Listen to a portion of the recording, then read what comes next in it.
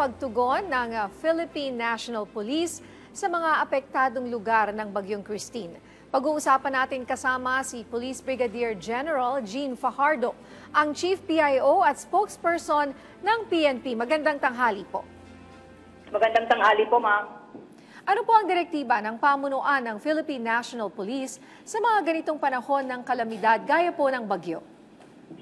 Bago pa lamang po, ma'am, tumama ang bagyo doon sa mga areas na affected po, ay nagbigay na po ng kautusan ng ating PNP, si Police General Romel Francisco Martil, na ma-deploy na po yung ating mga PNP personnel at sa ngayon po ay nasa around 6,700 plus na po ang nakadeploy po natin doon sa mga areas affected at meron pa po tayo ng mga 11,200 plus na mga reserve standby forces na readily redeployable po as required po.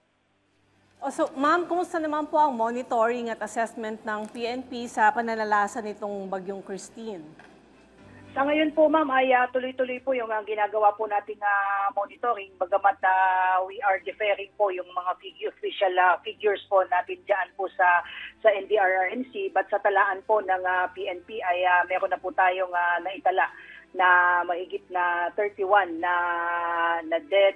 Meron po tayong 27 na injured at 10 po ang missing. Bagamat dadaan pa po yan sa validation at once ma-confirm po yan ng OCD. But just the same po, ito pong mga tala po na ito ay subject for validation po. Kumusta po ang deployment ng ating mga police personnel sa mga lugar na apektado ng bagyo? You mentioned po kanina, ilang libo po ang ating na-deploy. At ano po ang assessment nila dito sa mga lugar na ito? Sa ngayon po, ma'am, ay tama po kayo, ma'am. Nakadeploy na po yung ating mga PNP personnel at kanina mga bago mag 11 a.m. Ma'am, ay nakasakay na rin po, ma'am, yung contingent po ng Police Region Office 8. Papunta po yan. Nakasakay na po sila sa MV Don Antonio. Papunta po ng Matnog Port sa probinsya po ng Sorsogon. Mahigit 200 plus po ang PNP personnel. Kasama na po dyan yung contingent po ng BFP, AFP, OCD at saka yung Ormoc LGU po. At meron din po sila, ma'am, mga dala na mga assets. Kasama na po yung PNP bus, man truck at mga coasters and BFP trucks po.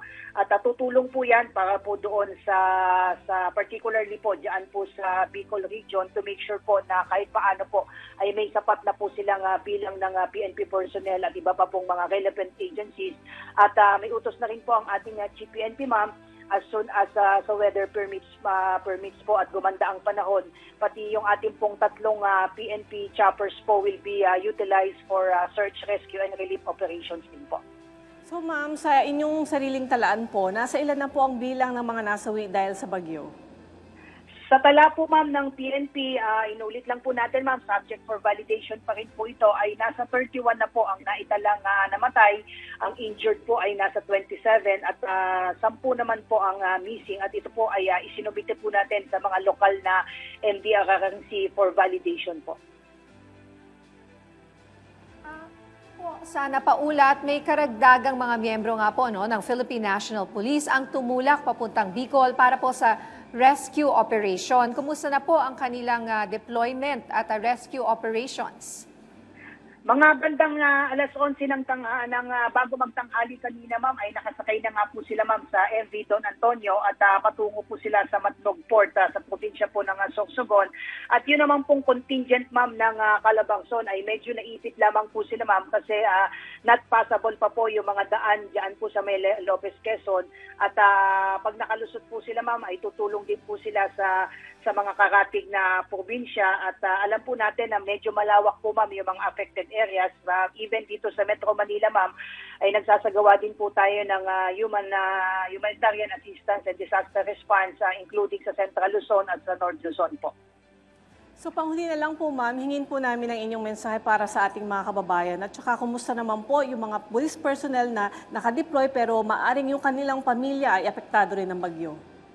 At tama po ma'am, sa tala po natin may mga around 1,012 po tayo na PNP personnel na affected at yan din naman po ma'am ay inaalalayan po natin at karamihan po dyan ay nasa Region 5 po at may utos na rin po ang ating Chief PNP na alalayan din po yung mga pamilya ng mga affected PNP personnel po natin para hindi naman po sila nag-aalala sa kanilang mga pamilya habang sila naman po ay tumutugon doon sa pangangailangan ng ilang mga kababayan natin. On the part of the PNP ma'am, bilang pagtugon na rin po sa utos ng ating kagalang-galang na Pangulo, all personnel are required to exert efforts po to render humanitarian assistance, particularly doon sa mga affected areas. At pati na rin po ma'am, yung mga mobility assets po natin ay ready for deployment po yan as the need arises po.